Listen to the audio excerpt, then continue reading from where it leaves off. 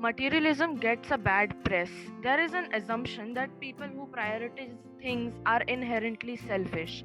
The stereotype is that of highly materialistic people living in a different world where their priority is cash, possessions, and status. But is the stereotype true? A research done by The Conversation reveals that there are two sides to this story. Highly materialistic people believe that owning and buying things are necessary means to achieve important life goals such as happiness, success, and desirability.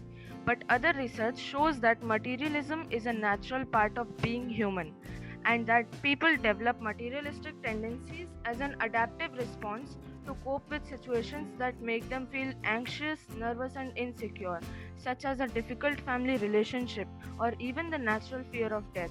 So, in fact, I believe that materialism actually provides people with a sense of closure and security. The research examined how materialism is perceived across cultures and it revealed that there is more to materialism than just self gratification. Seriously, I am happy and enjoying this Curiosity Sapiens summer camp. Thanks to judges. I'm Porish, a young 16-year-old debater. Today, I'm here to count two happiness wallets, one with money and other with emotions and healthy social interactions. Quote here, money cannot buy happiness, but yeah, I would rather prefer to cry in Mercedes than in a bus. I feel that if there was a debate on this topic years ahead, then I would have spoken against it. But since it's in 2021, I choose to be in proposition of it. Breaking the topic, it means that does our way of living or happiness.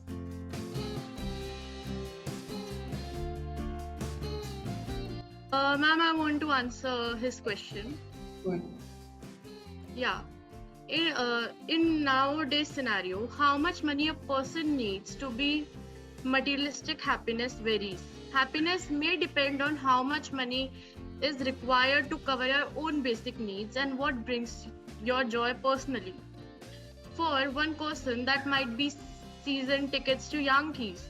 Okay, so I don't remember mentioning to donate, but to help.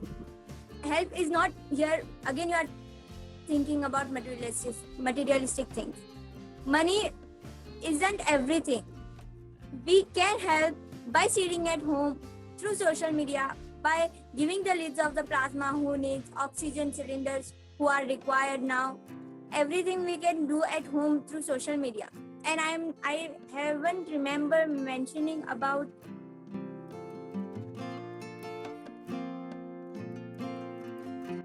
Good evening, everyone. My name is Riya Malik, and today I have been given the topic of career assessments should take place in school or not. Okay. Okay. So I live in Delhi. Delhi is a very beautiful place. Delhi people wear masks, but sometimes they don't wear masks. Sometimes they are very stupid. They wear three masks, but then they shift their mask down their nose, which is not at all safe. Delhi people are good people, but sometimes they are very bad people.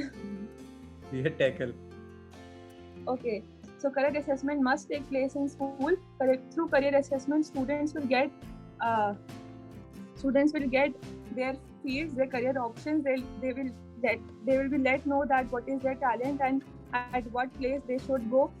It will show them that that what is better for them. It will also give them many options for which they could go for rather than just imposing something. And when they go through career assessment, they will be happy in their job. They will not speak that they are getting imposed or something else. With career assessments, they will get right amount of fields and they will get one particular direction. Spoggle. Okay, so there is a tree outside my home. The tree is being cut actually, but I want to stop it. The stupid person is not listening to me because he wants to get wood to make wood for glory and all that stuff. But he is not understanding there is a very beautiful sky around me which does not have any clouds, any sun at all. There is a lot of pollution in Delhi, and there is also a beautiful lamp inside me. Sorry, Rina, not inside me, Block in and front tackle. of me. Block and tackle. Okay, so career assessments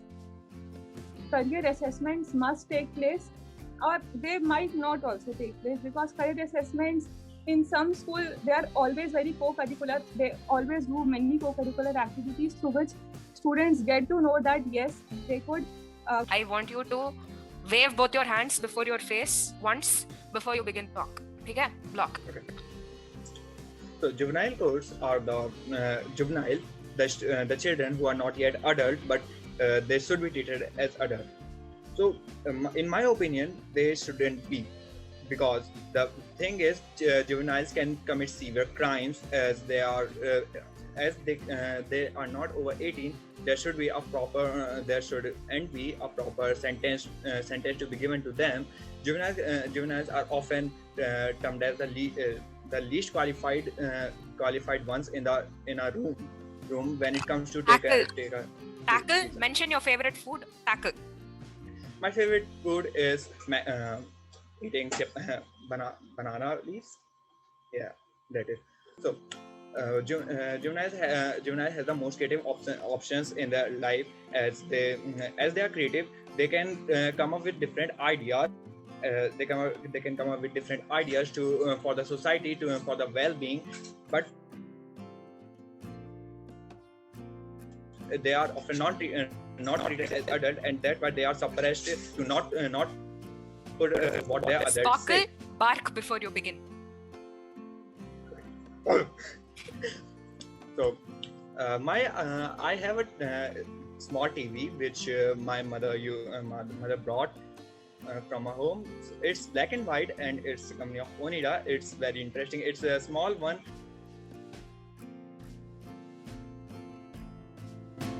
Hi guys, hope you're doing well. Today we have the Spin the Yarn event. So we'll split you into teams of 3 or 4 depending upon the number of participants we have, and we'll give you a set of 5 to 6 objects, based on which you'll have to create a story alongside your teammates.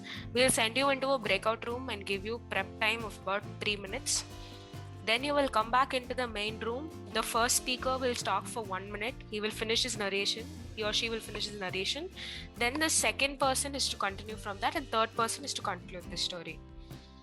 We will grade you on content, humor, fluency, and reality as well. So the words we got were curtain, Roger Federer, tennis ball, charger, air purifier, and our location was a cliff. So Roger Federer has been, losing too many tennis games. He's depressed me. He's very unmotivated. He's like, I have to get away from this. Goes to his cabin, which is near a cliff in the forest. So he goes there to relax and to chill and to forget about everything. He goes there with his sidekick, which is a robot. The robot's name is Ferrero Rocher, the chocolate. So, but then it's a robot. So he goes to his cabin and he chills for a while, and then he watches some YouTube videos. He tries different thing other than cooking to take his mind off tennis. So he tries to cook. He sees some YouTube videos and starts cooking something. But then due to some mishap, he starts a fire in the house and the fire alarm goes off. Then the robot, which uses some commands, and the robot turns into an air purifier and then purifies the air in the house, and Roger turns off the alarms, fire alarm, and waits till the air gets purified in the cabin. Now Ria will continue. So now Roger, he starts playing with his favorite tennis ball because he's depressed and he has nothing else to do. The ball's name is Rocher Ferro. Roger now sees a 5 minutes craft video because he's bored. The 5 minutes craft video shows him to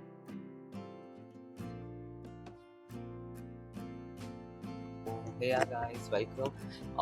Today's event, as you all know, is shipwreck, and this is practically a simulation where a ship is sinking and you've got just one life jacket left. So practically you and your competitor have to argue it out and show who's the more deserving for the life jacket and the one who gets to save their life. We'd be giving you rules. For example, make one of you Donald Trump and the other would be Joe Biden. So both of you need to give me valid and proper points to show why you're the more deserving candidate to live and get a life jacket. We have Abhinav against Aryan, and the topic for you guys is which is more important for a person's growth, your past or your future? Past is not something that we need to experience and leave. There are multiple things we have to learn and make them stepping stones for the future. Past is very important for the future, just like how we ponder over the future of our next generation, our parent generation to thought of us having a good future. But the main thing is that past may not be so beautiful as to remind always, but it is very worthy to thank our parent generation for their efforts, because that's what which defines our further what is going to happen next. Suppose future is just like a pen and the handler is the person. No one cares what the pen is made up of. What matters is the handler and the pen who is writing. The writing is the moment and the future is the pen and the handler is the person. No one cares what is it made up of. No one knows what is it made up of. What a person knows is how the handler is gearing with the pen and how it is writing. So that is what future is. Future just gives you the aspiration to opportunity to show that what you are truly capable of regarding of your past.